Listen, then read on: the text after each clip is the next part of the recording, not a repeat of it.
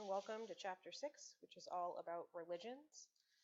In this chapter, we're going to talk about some of the major world religions, how they are dispersed, how they became dispersed that way, and kind of their effects on society and governments. So what are religions in the first place? What do I mean when we say the word religion? It is a set of structured beliefs and practices about the supernatural. And when I say supernatural, we tend to associate that word with, kind of vampires or something like that. But all I mean by the word supernatural is things that cannot be easily explained by science or something like that, right? So it is kind of your belief system and practices kind of surrounding the unknown.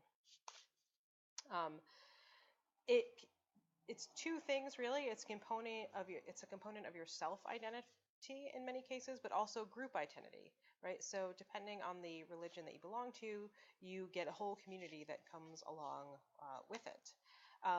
You usually pick one, unlike religion, usually, not always, and I'll talk a little bit about that later, but generally speaking, people pick one religion over another. Very often it's the religion that they were raised in, but not always. Lots of religions are evangelical and they seek converts. And so where are religions distributed, and why do they have different distributions? Why is Christianity predominant in some places, Hinduism predominant in some places, Islam predominant in some places? So we are going to talk about that throughout this chapter. But we want to be especially critical of maps, right? Even though you might have places that have majority Muslim people, you still have Christians who exist there. Even though the United States, when you look at this map, it shows a lot of Catholic, lot of Protestant, and then you have that block for other over there, which is Mormonism in the western part of the United States, right? You have lots of other religions that are being practiced in North America at the same time. So why are some religions so widespread? Here's a sign here. We can see the United Methodist Church, but also their 10 a.m. service is in English, their 12:30 service is in Korean, right? Religions such as Christianity have really spread globally. So we have two types. We have universalizing religions. These are religions like Christianity that welcome and also seek new followers, right? So many sects of Christianity are evangelical, and so it is part of their job to go out and seek converts and convert people. Christianity, Islam, and Buddhism all seek new followers, some sects more aggressively than others. And then we have ethnic religions. These are religions that are associated with a particular ethnicity: Hinduism, Judaism, and then I'll talk about some Chinese religions and then tribal religions, right? Generally speaking, these religions are not seeking followers.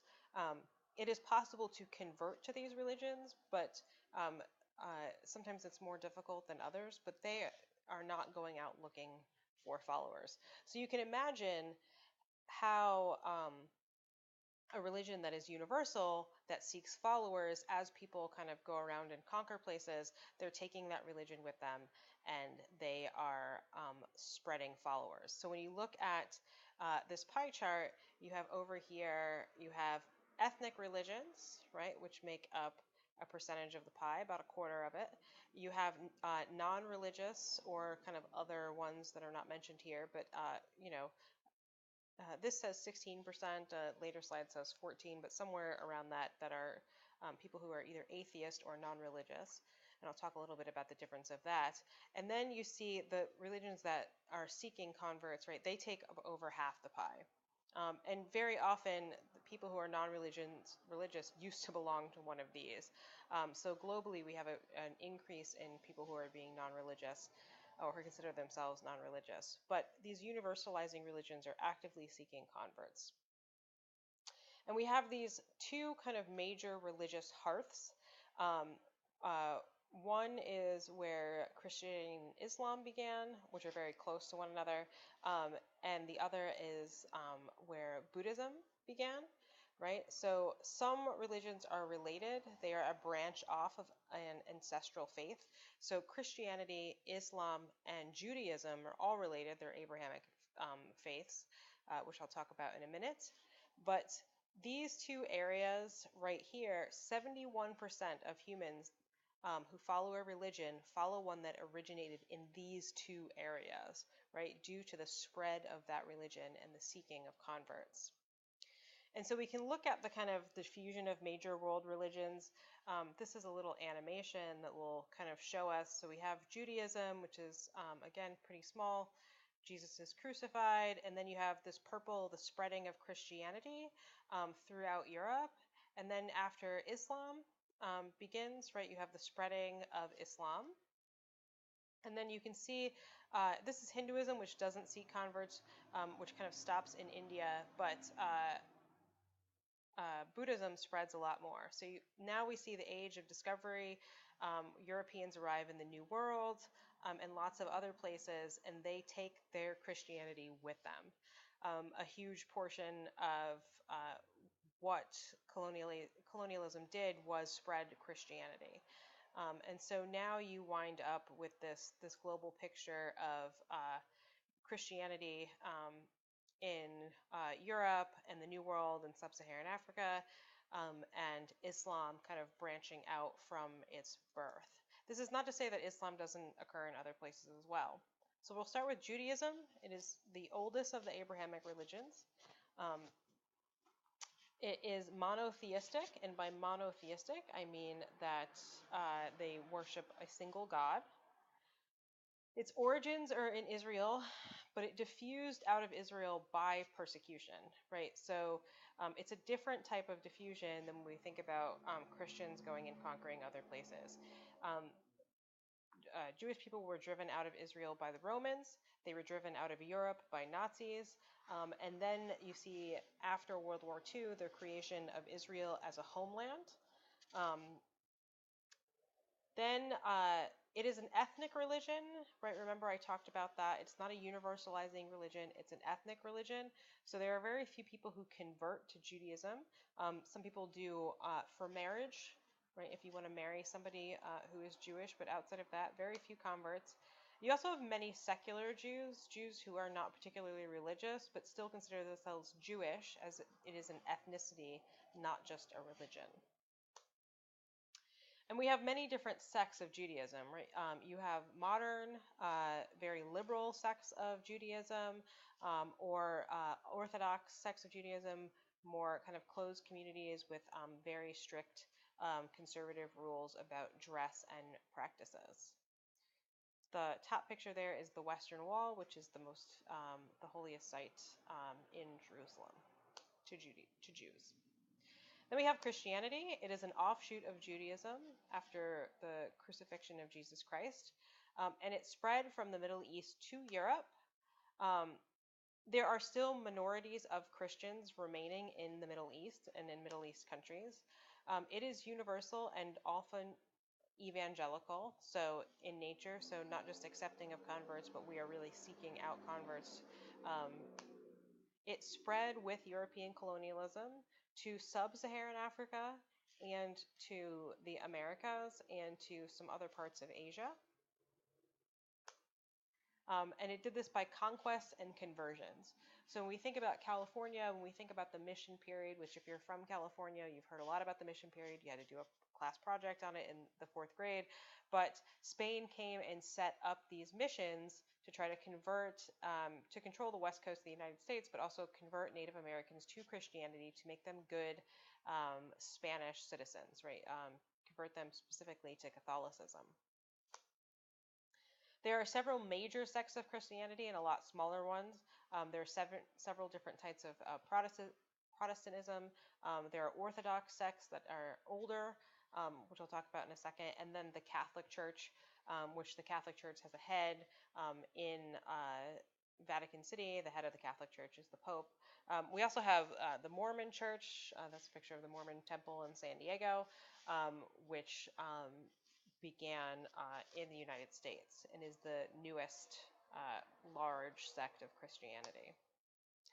But we can see the diffusion of Christianity through Europe, where after the Protestant Reformation, you have a large portion of Northern Europe is Protestant, which is, Protestantism is a rejection of kind of the hierarchy of Catholicism. There's a lot more to it than that. I'm really generalizing here. Catholics in Southern Europe, Orthodox Christians in Eastern Europe, and then you can see Islam there to the south. But you have the spread of Christianity with the Roman Empire, which controlled a huge portion of the territory.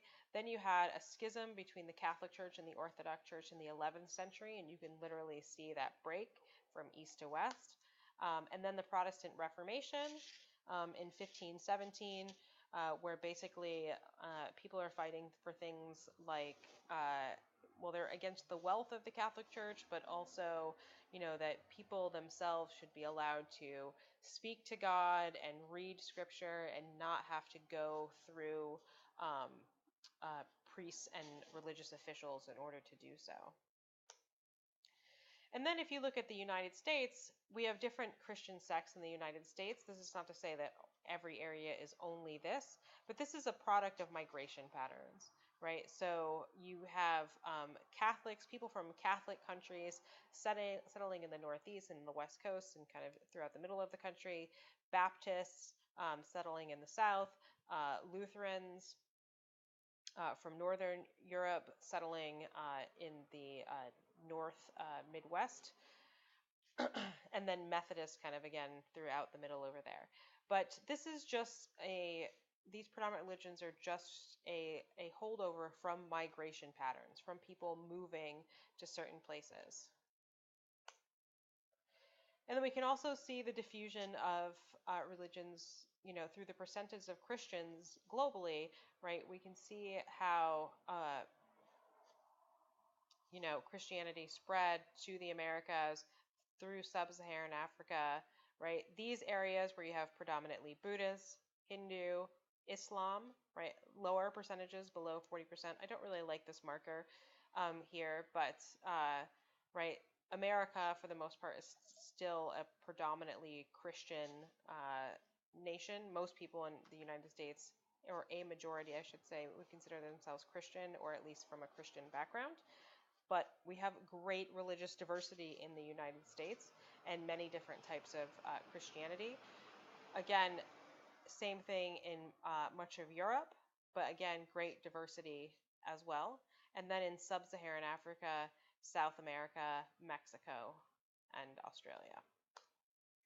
Not here, though, right? You don't see it in North Africa.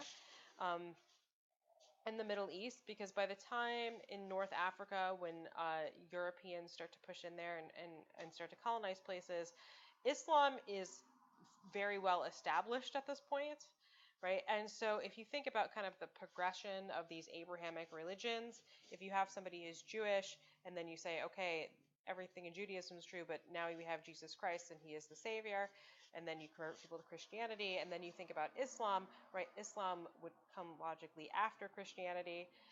Then you have Muhammad, who was born later, who is the last prophet. So converting from Islam to Christianity, Islam has a very strong foothold in these areas.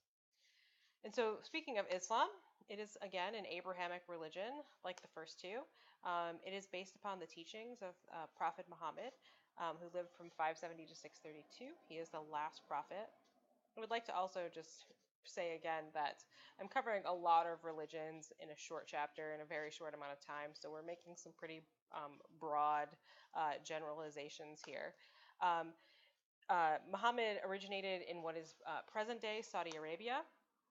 After Muhammad's death, you have a schism between Sunni and Shia, which is basically a disagreement about how the religion should be run and who should lead it. It is a universal religion that seeks converts, and it spread with trade and conquests as well. And now we have religion spreading not just via conquest, right, but just migration in general. There are 5 pillars to Islam. They are belief, prayer, alms, or giving money or giving part of your income back to your community. Fasting, particularly during Ramadan, and pilgrimage, which is called the Hajj, which I'll talk about in just a second. But we can see there's the Grand Mosque in Mecca up top, but a mosque in Malaysia, a mosque, an Islamic center in San Diego. Sunni is the largest sect, and most countries that are majority Muslim are majority Sunni. Shia is present in predominantly in Iran, Azerbaijan, Iraq, Bahrain, and Lebanon.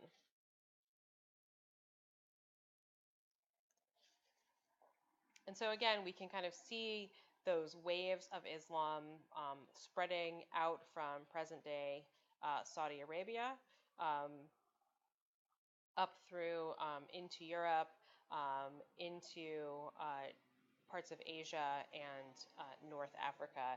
And then subsequently on, you have Hinduism, which is an ethnic religion in India. So you have this kind of, not that there are not any Muslims in India, India is incredibly diverse, but then you have kind of the spread of Islam through these island nations.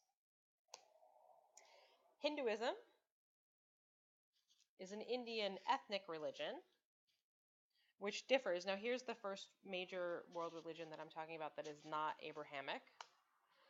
It is present predominantly in India, Nepal, Bali, and the diaspora. And by the diaspora, I mean people who have left India and Nepal and Bali who now are living in other places. It is polytheistic. There are different gods for different places, different parts of nature, different aspects of human life. It is pretty flexible in its practice, unlike some more rigid religions. They do believe in dharma, which is your duty, and karma, which is kind of that good will that you kind of carve out in this world, and the idea of reincarnation. So this life, unlike the Abrahamic religions, specifically Christianity, believes that you die, you move on to heaven, right? You live this life, and that is the life that you live. Hinduism believes in the idea that you die, you come back as something else, dependent upon your karma and your dharma. It also affects society through the caste system. So the caste system, which has been technically outlawed in India, is a kind of rigid hierarchical system. You are born into a specific caste. You cannot move from that caste. So if you are born in a lower caste, you cannot move up to a higher caste, and it can affect your kind of upward mobility in society.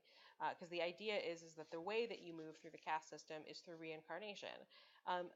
A lot of young people are much less invested and more flexible about this system, but the caste system is a rigid social strata that exists there. Buddhism is an offshoot of Hinduism. It is universal as well, unlike Hinduism, sorry. Like Christianity, it is universal. It was spread throughout East Asia. It's no longer common in India. There are some Buddhists in India, but it's not the most common religion. It is non-theistic, which means it's not really about worshiping a god or many gods, but still believes in the idea of karma and reincarnation.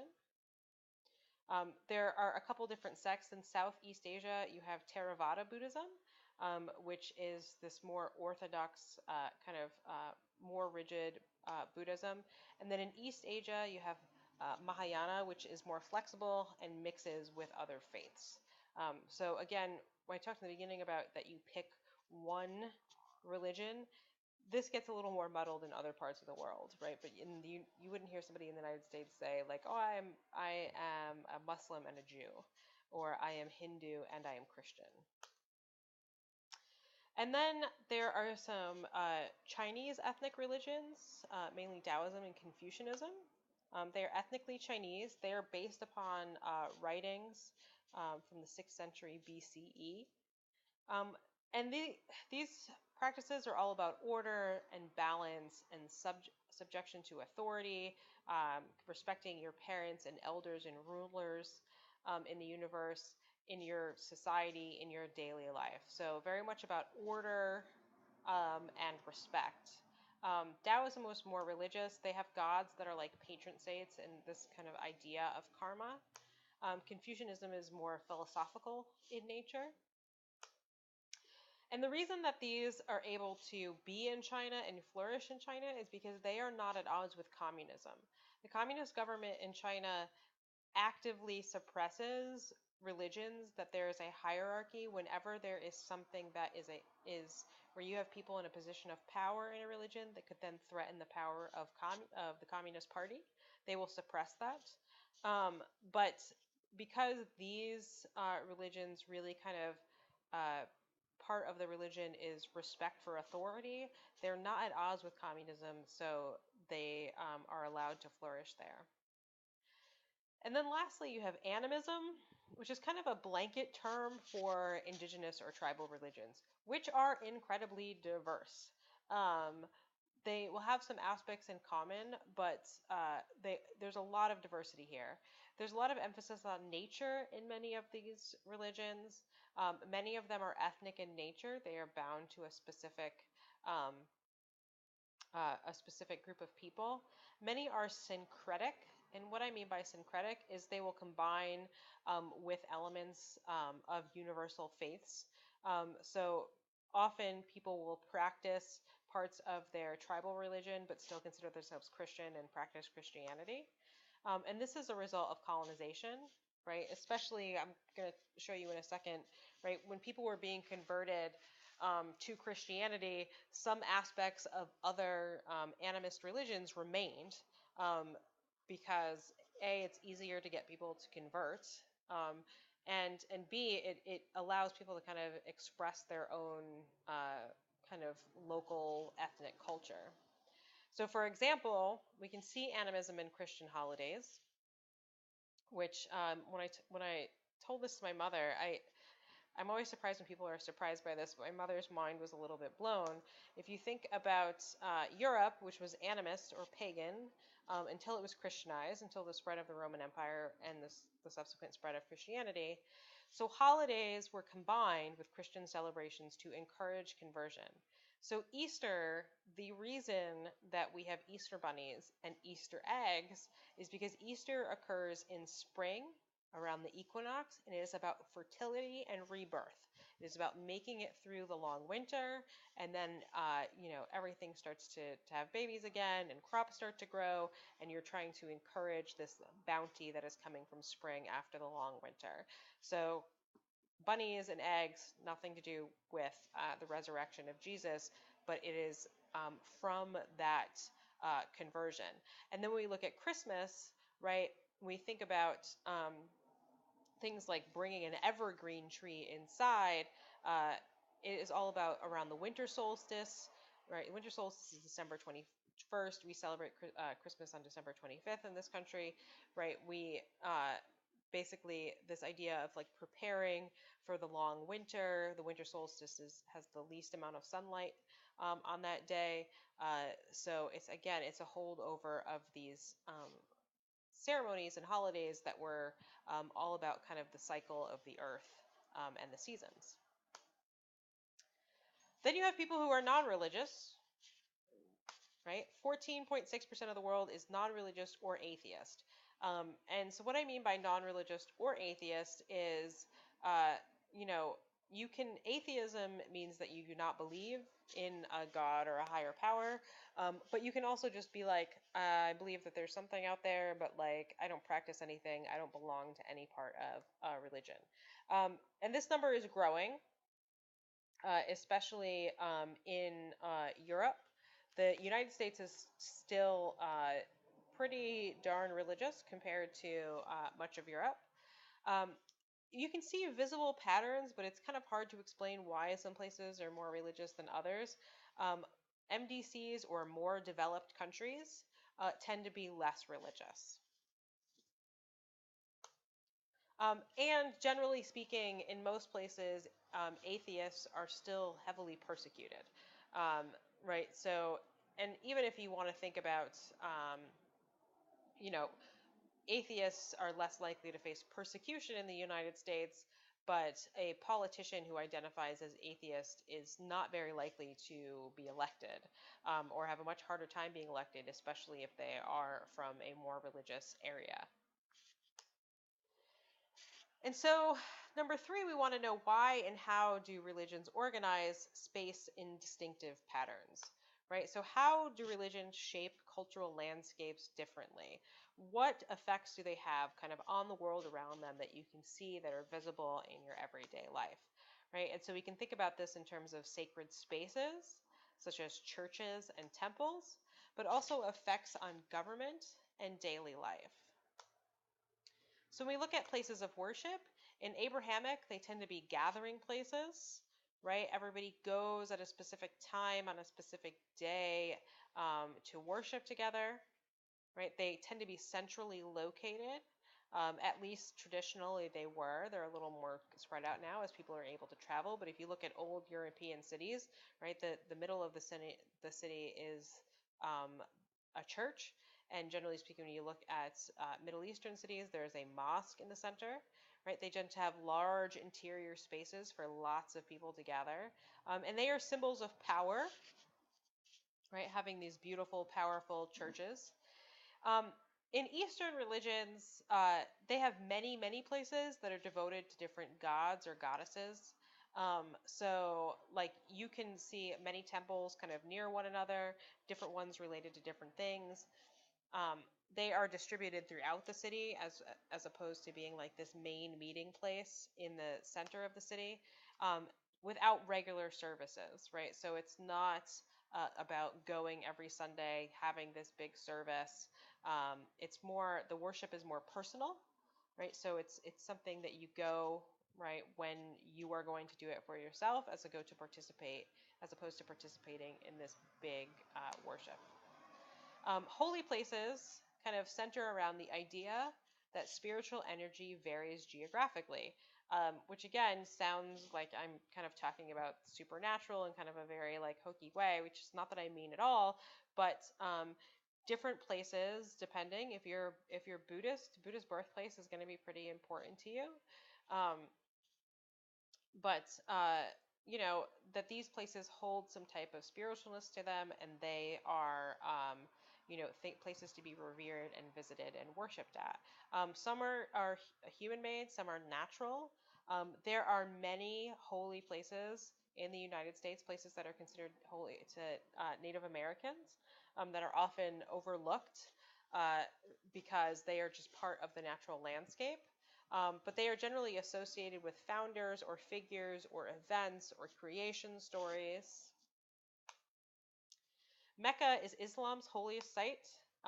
And so people, if they are able to, at once in their life, they are supposed to make the trip to Mecca.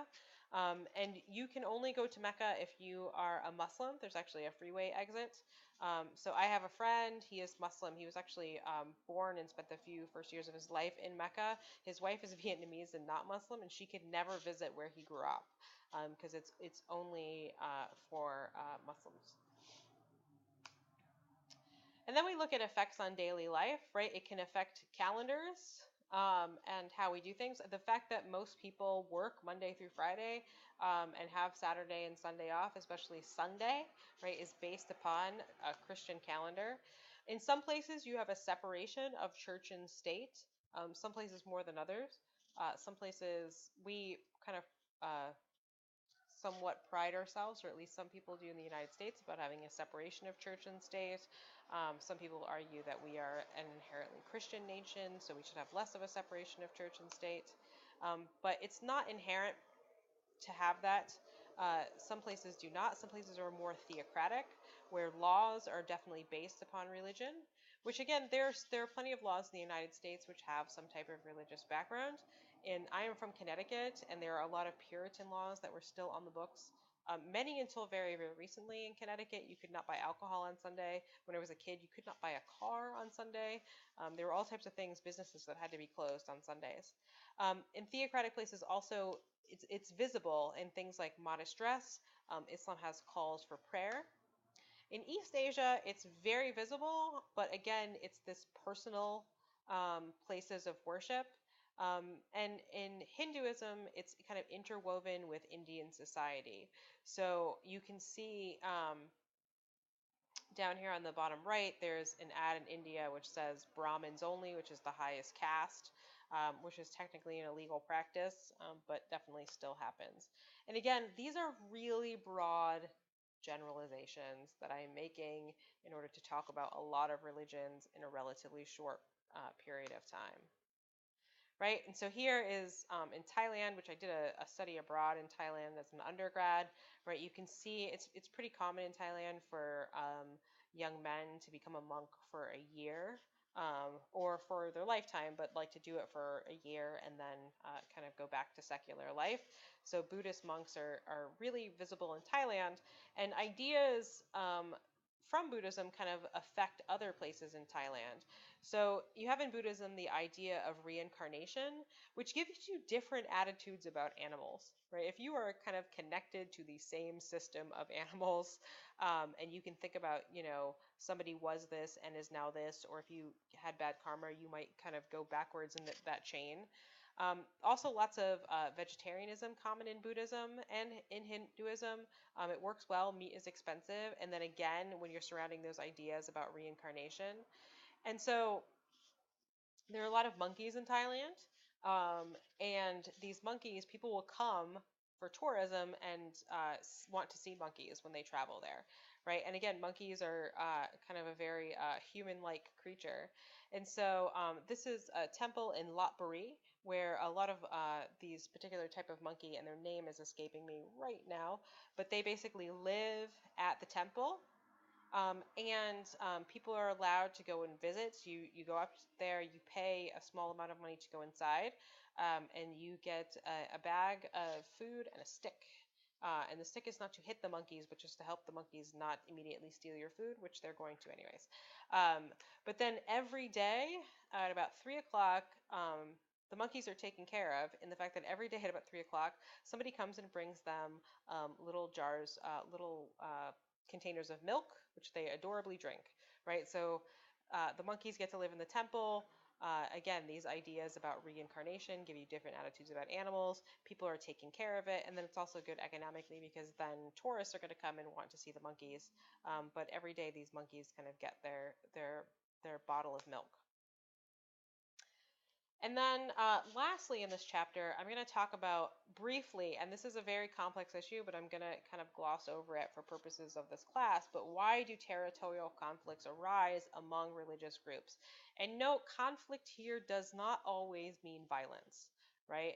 You can have conflict between groups about resources and what's happening, but it does not mean inherent fighting. But you have two types.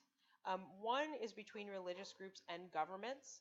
So, for example, before I talked about communism in China suppressing religious groups that would challenge it. And then you have issues between different religious groups, whether that's between two religions like Judaism and Islam, or within two sects of religion, the Sunni and Shia divide in Islam. They are not inherently violent, but often a motivation for violence. Um, and then you have some groups that are fundamentalists, which they are strict literalism, rejection of other views. The group ISIS is highly fundamentalist. Um, they want to revert back to, not even revert back to, but they want to go to a strictly Islamic state that is ruled strictly by Islamic law. And they reject all other views. This is not, fundamentalism is not unique to Islam. By the way, there are certainly many fundamentalist Christian groups who believe in the literal writing of the Bible, that everything in the Bible should be followed literally as it was written. So we look at religion government complex, right? Religion historically was an arbiter of morals, which means religion was a way to kind of keep people from doing things that were not good for society. Most places now have secular laws, and so a lot of religions struggle to maintain influence. And so they try to do this through politics and also through violence. And so examples of this include the Iranian Revolution in 1979, which resulted in a theocracy, communist suppression of religion. When the USSR was a country, it heavily suppressed religion, which was one of the things that led to the collapse of that government, is people not being able to spread their religion. Putin has very much learned that lesson, and so the Russian Federation has aligned itself pretty heavily with the Russian Orthodox Church now, as a way to increase their power. So you have this post-Soviet resurgence of religion um, in Russia. And then you have Islamist extremism, groups like ISIS. And then you also have religion, but then you have religion. And what I mean by that is whose views get to control culture and laws. Um, you have more potential problems for it in areas of heavy religious diversity, um, border regions between two religion majorities. And then the third thing is when you add it into a developing world where resources are scarce, right? So you have, a developing country with not a lot of resources. You may have a border between two religious majorities or an area of religious diversity. I am not saying that religious diversity is bad. Religious diversity in many places is very, very good. Makes you a more tolerant person. Um, but when you have a scarcity of resources, that's when you're going to have a problem. Oops. And so here you have an electoral map of Nigeria in 2011, right? Everybody, one side is voting for the Muslim candidate, one side is voting for the Christian candidate, because that is how the country is divided up religiously. So people voting on the basis of the religion of the candidate. And then you have conflict in the Holy Land in Israel. Israel is holy to all Abrahamic faiths, Christianity, Islam, and Judaism. And that narrative that there has been fighting in the Middle East forever is really incorrect. Muslim and Jews lived mostly peacefully, especially in Jerusalem, until the creation of Israel in 1947. And there have been many, many wars since. And then you have, the occupied areas of the West Bank and the Gaza Strip. So many people say there needs to be a two-state solution where you need to have a state of Palestine and a state of Israel. But the problem is that holy sites for all of those religions exist in one place, and nobody is willing to kind of give up these issues. And so recently, Israel identifies their capital as Jerusalem, but most countries have not recognized that as the capital, as a way to be able to kind of work with both Muslims and Jews, in order to kind of work on a two-state solution. And recently, the United States has decided to recognize Jerusalem as the capital of Israel, and move our embassy there, which led to a lot of fighting in the region. And then you also have the problem of Jewish settlements moving into the West Bank, um, giving Palestinians smaller and smaller amounts of territory. Excuse me. But when you look at Old Jerusalem, you have all of these religions side by side, a Christian quarter, a Muslim quarter, a Jewish quarter, an Armenian quarter. So um, really, these religions have been existing together for quite some time, but now it is very contentious since the creation of the State of Israel. That is the end of this chapter. Our next chapter is going to be all about ethnicities.